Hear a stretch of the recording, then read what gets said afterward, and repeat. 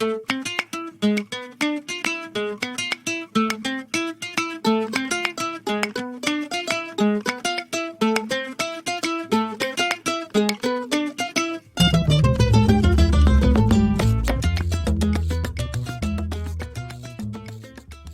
mon pompon, ou plutôt devrais-je dire Oudelali. Et oui, aujourd'hui je vais te parler de mon méchant Disney préféré, chez les mâles en tout cas, encore que il y a le Seigneur des Ténèbres qui est vraiment ouf dans un autre genre. En tout cas, je te parle aujourd'hui du Prince Jean. Je suis joie. Je n'avais déjà pas pu m'empêcher de l'évoquer dès le 3e épisode de ce podcast consacré au Capitaine Crochet. C'est ainsi, chez Disney, il y a des méchants que j'aime vraiment bien, soit parce qu'ils sont stylés, soit parce qu'ils sont incroyablement farces et un peu cute. Bon tu te doutes bien dans quelle catégorie je fourre notre perso du jour. Le dessin animé Robin des Bois est extrêmement drôle. Les personnages sont d'une mignonnerie insup et le vilain est clairement le plus mignon des petits lions. Je crois quand même que vous oubliez Simba et Nala, Captain Sofro. Oui, bon, j'avoue, ils sont très choux. Mais sinon, mon pompon, tu comptes pas Lambert le lion peureux? Oh, Catchy, heureusement que tu es là. Alors, mon pompon, si tu ne l'as jamais vu, file après cet épisode malheureux. File mater ça sur YouTube, c'est un très court Disney sorti en 52 où ce qu'un lion se fait adopter par une brebis. Il s'appelle Lambert parce que c'est un agneau, lamb, tu as compris, et il se fait bolos par les béliers parce qu'il est tout craintif. Mais quand sa maman l'appelle à la rouscousse menacée par le loup, Lambert, oui, c'est ça qui fait ma joie, écoute, on se refait pas, eh bien il retrouve son cœur de lion. Je me demande dans quelle mesure on n'a pas un lien de parenté avec notre petit Jean-Jean apparu sur les écrans en 73. Peureux, pas respecté, une pincée de mummy issues et bim, on a le bon combo. Le prince est très différent des autres méchants Disney. Attention, il a, lui, contrairement à Cruella ou encore pire à la Reine de Cœur dont je t'ai déjà parlé, il a, lui, un vrai objectif de méchant. Le pouvoir, l'argent, il a une détestation motivée pour le héros Robin qui lui vole ses sous-sous et incarne la résistance à son accession au trône. Bon, c'est vrai. Mais en termes de design, on est loin des contours classiques. On ne retrouve jamais la paupière haute et violacée, il n'a pas les sourcils accentués en accent circonflexe, il n'a rien de longiligne ou anguleux, ni rien de massif et puissant, rien non plus de mystérieux, sombre, pas de fumée verte ou violette, pas d'odeur de soufre et de magie noire, des petites oreilles en forme de demi-abricot, des chemises de nuit, des patounes rondes et dégriffées et une couronne trop grande pour lui. On ne peut pas dire qu'un tyran qui suce son pouce s'affiche vraiment la frousse.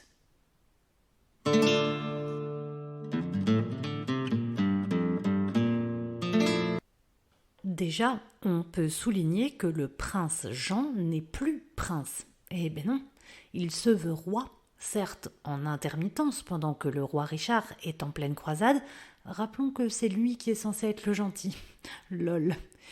Mais roi, comme qui dirait régent quand même. Surtout qu'à ce moment-là, on ne sait pas si Richard est en vie. Donc bon, je fais un rapide tour dans la vraie histoire. Richard, c'est Richard Cœur de Lion. Du coup, ils se sont pas raclés la soupière pour le bestiaire. Et Johnny, oui, le gars c'est John en anglais, c'est son frangin. Et quoi est-ce que son surnom à ce membre éminent de la famille royale? Jean sans terre.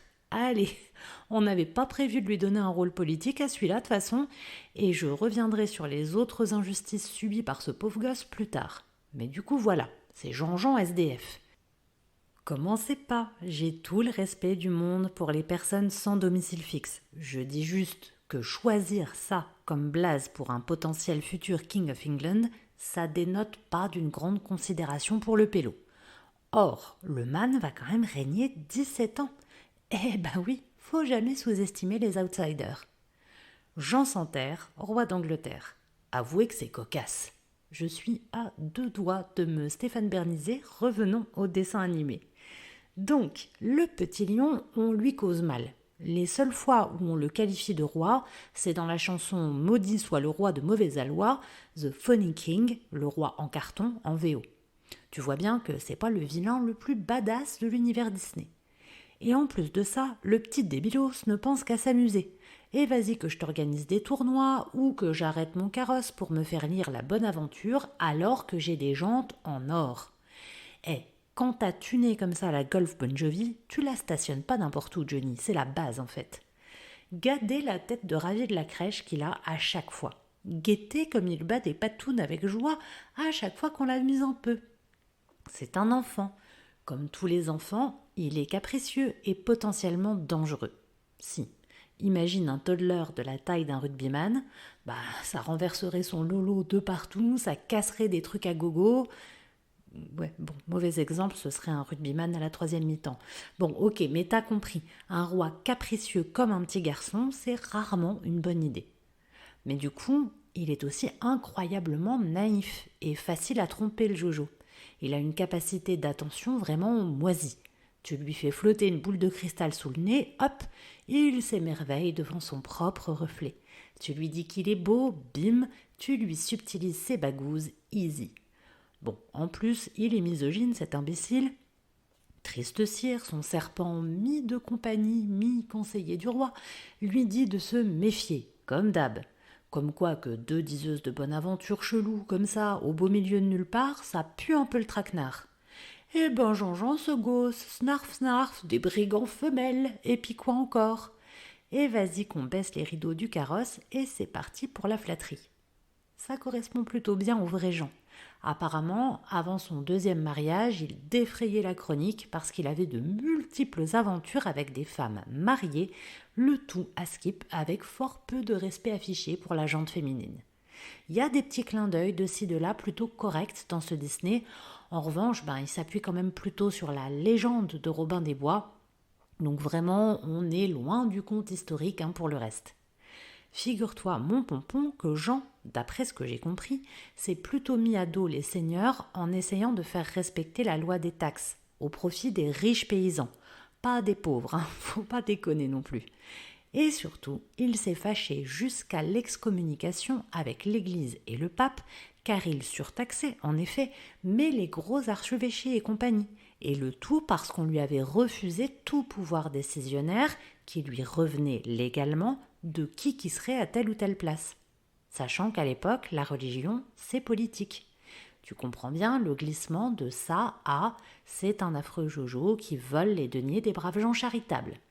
Anywho, Disney a de toute façon choisi de s'écarter aussi de la légende de Robin des Bois et de donner bien plus d'importance au bras droit du méchant qui est tellement devenu le vrai vilain qui fait peur de l'histoire que le film Robin des Bois, Prince des voleurs de 1991 a carrément squeezé le vilain de base, le prince Jean, et l'a remplacé direct par le shérif de Nottingham, en la personne d'Alan Rickman. Si ça, c'est pas du bon méchant, moi, je raccroche la super combi. Dans le dessin animé, le shérif prend un malin plaisir à déposséder les plus faibles. Il est très zélé quand il s'agit de voler sa pièce d'anniversaire à un mignon petit lapin. Oh, cette scène, vraiment, une grosse larme sur mon petit nez. C'est lui qui porte le design du vilain classique. Les sourcils, les paupières, la silhouette massive, les dents et les griffes cruelles, tout y est. Je pense que l'influence vient du roman de Renard. Comme ils ont animalisé toute la cour, il était bien évidemment tentant d'utiliser le bestiaire déjà tout près de ce recueil d'histoires du Moyen-Âge qui en avait déjà inspiré tant d'autres. C'est pour ça que c'est ok que Belle Marianne, une renarde, soit cousine avec le lion Richard. No problemo. Dans le roman, Renard fait de l'œil à la reine lionne et se tape d'Amersan la louve, la femme à qui, Isengrin le loup, son antagoniste favori. Sans compter la présence du coq Chanteclair, devenu le trouvère Adam de la Halle dans le dessin animé. Vraiment, vu que Robin ne pouvait pas être le vilain, mais que le renard lui a été attribué pour sa ruse, c'était un peu logique de lui donner le loup de Nottingham pour véritable ennemi. Nous voilà donc avec un méchant officiel qui n'arrive finalement qu'en second plan, glissement très rapide de roi non reconnu à véritable bouffon.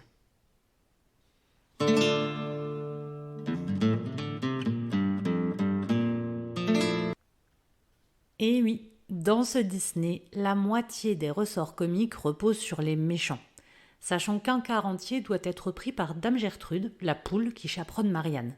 Si, la scène d'échappée en mode football américain avec les gardes rhinocéros est hilarante. Attrapez la dodue! On y découvre d'ailleurs, alors qu'un rhino essaye de stopper sa course en la rattrapant par les plumes du tutu, que ses pattes sont en fait un petit pantalon de plumes, puisqu'il s'écarte pour laisser apparaître un magnifique caleçon à pois violet. Doit-on en conclure qu'il s'agit d'une équivalence aux collants chers, qui ne sont chers que si tu es beige clair et qui de toute façon constituent à mes yeux une infamie esthétique, je pèse mes mots. Anyway, l'apparition de ce petit calbut, fils de Jorbut, je te laisse le temps. Ah bah elle est pointue celle-là, mais c'est ma vanne préférée. Donc, l'apparition de ce petit calbut m'a donné de quoi changer toute ma perception de Donald que j'ai sottement cru cul nu avec un t-shirt marin tout ce temps. Bref, en dehors de la star qu'est Gertrude à mes yeux, beaucoup de scènes s'appuient sur les vilains pour provoquer le rire. Nick Douille et Pandare. Bon, j'ai rien besoin de dire de plus, hilarant en soi. Persifleur, bien sûr. Qui, dans son petit ballon flotteur usant de sa queue pour hélice, qui, enfermé dans un baril de bière, affirmant « Je suis un guéluron » et de nombreuses scènes avec le roi, enfin le prince. Celui-ci traite le serpent, pourtant avisé et astucieux, de bouffon à plusieurs reprises. Cependant, il est, je te le disais tout à l'heure, censé être son conseiller. Mais il dort dans un lit à sa taille au pied de celui de son maître, tel un toutou, rapport mal défini donc. Or, Persifleur n'est pas loin de basculer du côté du bouffon, plutôt dans son rôle de critique, à plusieurs reprises. Il entonne avec entrain la chanson « Le roi de mauvaise aloi » sans savoir que Jean l'entend, et il punchline de temps à autre « Vos attrapes jamais ne marchent », alors que Robin est sauvé et que le château brûle. Par ailleurs, il appuie là où ça fait mal dès qu'il est en mauvaise posture. Vous avez cassé le miroir de votre maman. Regardez ce que vous avez fait au château de votre maman. Bim, suçage de pouce. Passez pour le bouffon aux yeux de son bouffon qui, à côté de vous, passe pour un triste cire, c'est quand même rude. J'en viens donc à l'un des ressorts comiques majeurs de ce dessin animé. La dévirilisation du prince Jean. C'est malheureusement une facilité humoristique extrêmement commune pour dévaloriser un personnage masculin et le rendre ridicule. Quoi de mieux que de le faire sortir de la sacro-sainte charte viriliste, n'est-ce pas ? Alors, ici, ça fonctionne très bien parce que c'est un cartoon et c'est très mignon, mais je t'encourage à réfléchir au nombre de films et séries qui se servent de cet unique biais pour faire rire et à ce que ça implique comme construction de ce qui est ok ou pas, et surtout comme ici chez les plus jeunes. Bref, je t'ai parlé tout à l'heure de la couronne trop grande pour sa tête. Il est obligé de la retenir avec ses petites oreilles. C'est extrêmement chou et gueulerie. Logique, tu vas me dire, c'est pas la sienne, c'est celle à son frère Richard. Certes, mais tu noteras également, petit pompon à l'œil de lynx, que Richard arbore une crinière, mon gars, c'est la moitié de sa personne, tandis que Jean n'en a aucune. Il est ras comme une lionne. Tu vois pourquoi je te cause de dévirilisation. Alors, il s'agit moins de féminiser le personnage que de l'infantiliser. Jean est un adulte, mais il a tout du lionceau. Pas de crinière, il ne sait pas se battre, on le voit, il part se cacher à la moindre escarmouche. Il est naïf, on l'a vu, et surtout, je l'ai également déjà évoqué, il suce son pouce à la moindre évocation de sa maman. Or, que sait-on de cette figure maternelle ? Maman a toujours préféré Richard, dit le prince Jean. Et c'est vrai. Aliénor d'Aquitaine, la vraie maman de l'histoire, avait Richard pour chouchou. Elle le voulait sur le trône et a passé sa vie à écarter et dévaloriser le petit Johnny. Sauf à la fin où elle le soutient pour l'accès au trône, mais en vrai, c'est parce qu'elle avait plus d'autre choix. Alors que tous les frères de Richard, sans exception, ont convoité sa place, comploté, guerroyé pour le pouvoir comme des gros traîtres, le seul à qui on en veut, c'est à celui-là qui avait même pas un lopin de terre à la base. Tss, tss, y a quand même de quoi être amer et vouloir sa revanche, non ?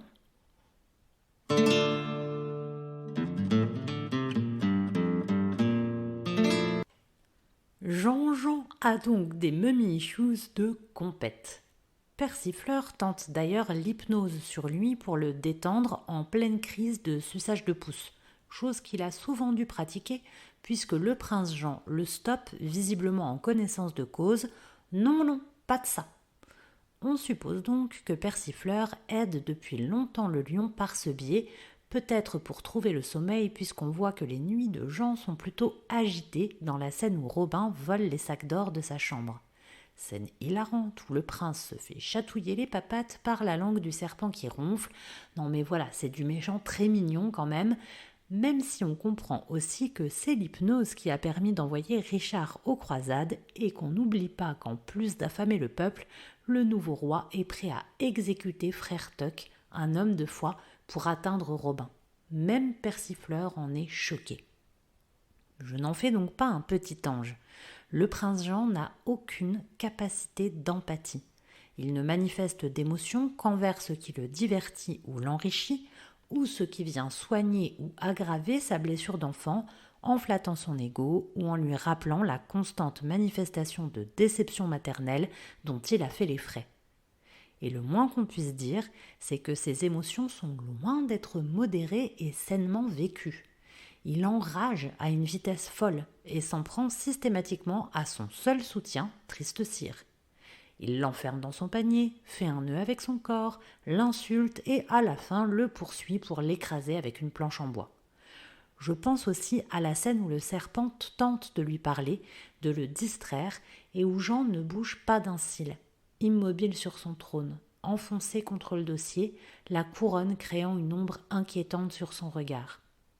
Les dents apparentes et les mâchoires verrouillées, les poings serrés sur les accoudoirs, il est littéralement figé dans sa rage comme dans un long cri qui ne demande qu'à sortir. C'est le seul moment où il est glaçant. Il y a comme une bascule. Plus rien n'a d'importance sinon la vengeance. Écraser Robin. C'est aussi cela le problème du prince Jean. Il est incroyablement distrait la plupart du temps, mais lorsqu'il parvient enfin à fixer son attention, il se trompe d'objectif. À aucun moment il ne vient se recentrer pour se reconstruire et gérer ses insécurités. Non, il prend pour cible des coupables extérieurs, son frère, Persifleur et enfin Robin, alors qu'en réalité, nuire à ces trois-là ne viendra en aucun cas soigner ses plaies, lui apporter de l'apaisement ou restaurer sa confiance. On voit bien que son sommeil reste perturbé et que la joie de compter son or a un pouvoir de bien courte durée. Cela ne marche pas. Il reste un enfant malheureux et en colère. S'en prendre à ces trois-là ne fait que renforcer ce qui le rend misérable. Comme beaucoup, le prince Jean semble condamné à jouer le rôle qu'on lui a attribué et à tout mettre en œuvre pour rester le mal-aimé.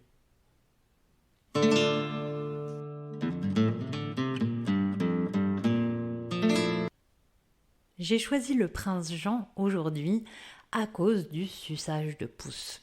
Comme c'est un peu sa marque de fabrique, c'est le premier personnage auquel j'ai pensé pour illustrer un exercice de relaxation dynamique qu'on appelle le Tratak et qui justement a pour principe de fixer du regard son pouce et de le rapprocher doucement de son front afin, dans son intention vraiment très basique, celle qu'on va utiliser aujourd'hui, de prendre conscience de sa concentration.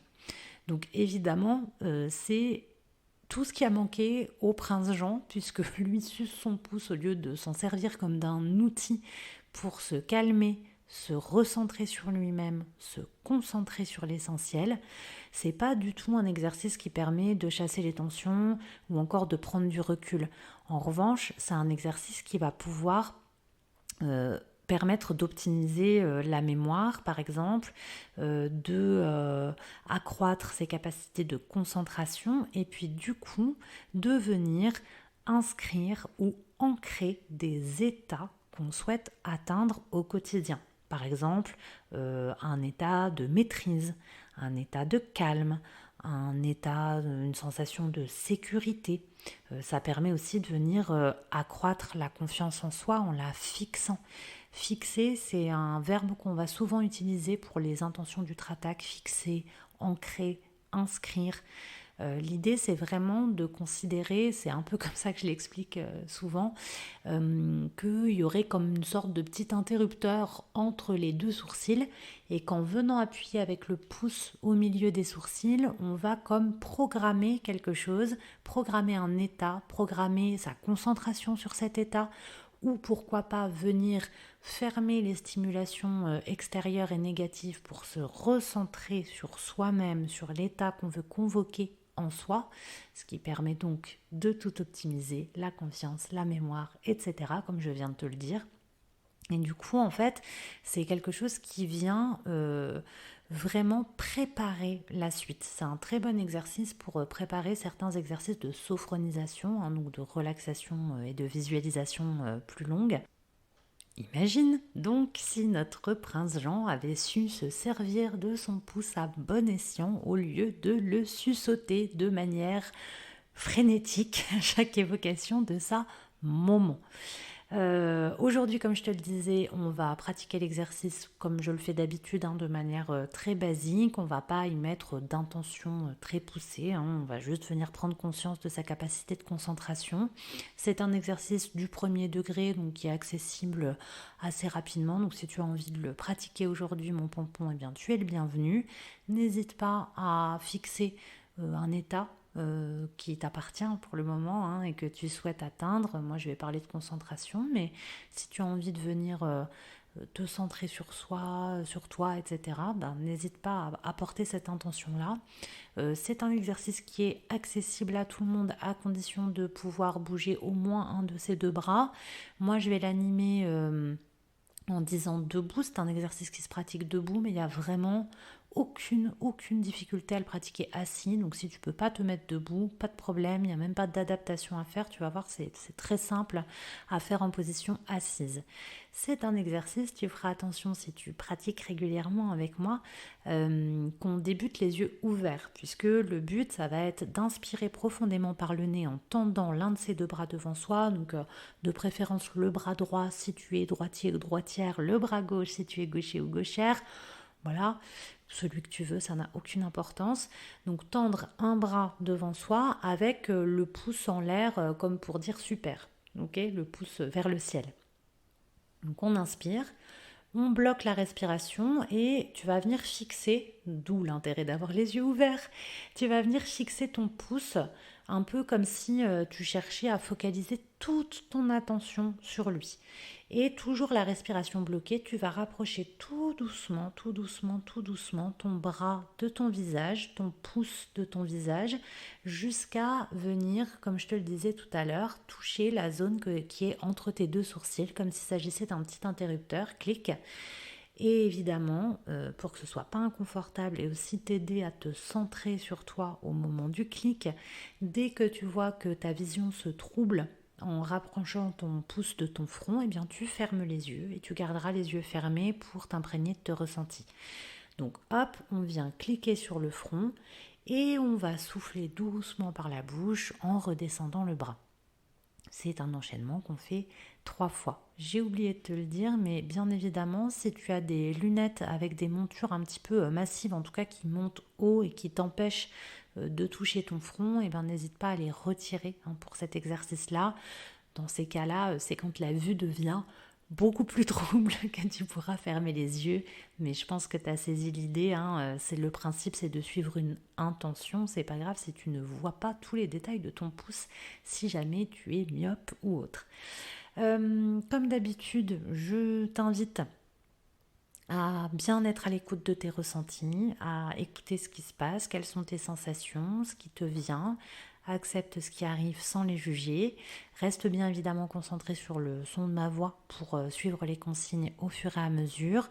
Vérifie aussi, parce qu'il y a quand même un petit moment où tu vas avoir les yeux fermés, que tu peux rabattre ton bras sans te cogner dans quelque chose, que tu n'as pas un bracelet qui va être bruyant au moment de bouger ton bras ou quelque chose qui pourrait te gêner d'une manière ou d'une autre. Je te rappelle que de toute façon, si tu ressens le moindre inconfort, eh bien, tu n'hésites pas à ajuster ta position, à changer les choses de manière à être le mieux possible, tout simplement. Si tu peux te mettre debout, je t'invite donc à prendre la position de départ, donc les pieds légèrement écartés, parallèles, écartés à peu près à la largeur du bassin, les genoux légèrement pliés pour bien conserver ton équilibre, la colonne vertébrale bien droite, les épaules baissées, les bras souples le long du corps, la tête dans le prolongement de la colonne vertébrale. Et si tu es prêt, on peut commencer. Prends une longue inspiration par le nez et lève le bras devant toi. Bloque ta respiration, fixe tes yeux sur ton pouce et rapproche doucement ton bras de ton visage. Ferme les yeux quand la vue se trouble. Laisse ton pouce toucher l'espace entre les sourcils. Et souffle par la bouche en relâchant le bras le long du corps. Reprends ta respiration normale. Sens le relâchement de tes yeux. Prends conscience du mouvement de tes yeux.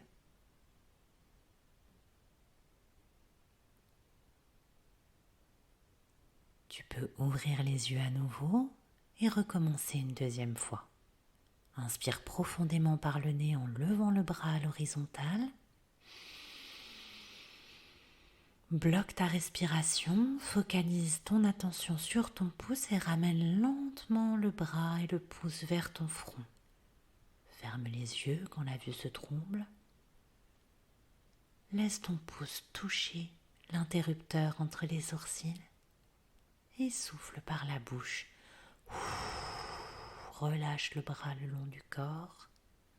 Reprends ta respiration naturelle. Accueille les sensations dans le front. Prends conscience du point que tu sens encore entre tes sourcils.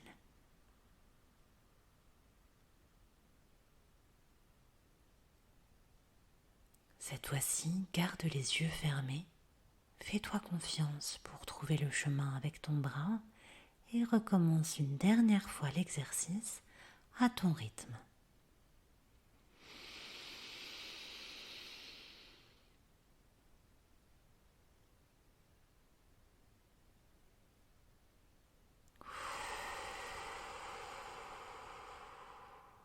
Reprends ta respiration normale.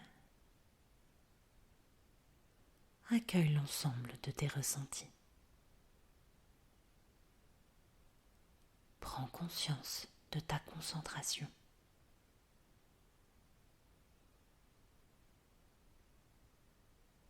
L'exercice est terminé, tu peux ouvrir les yeux.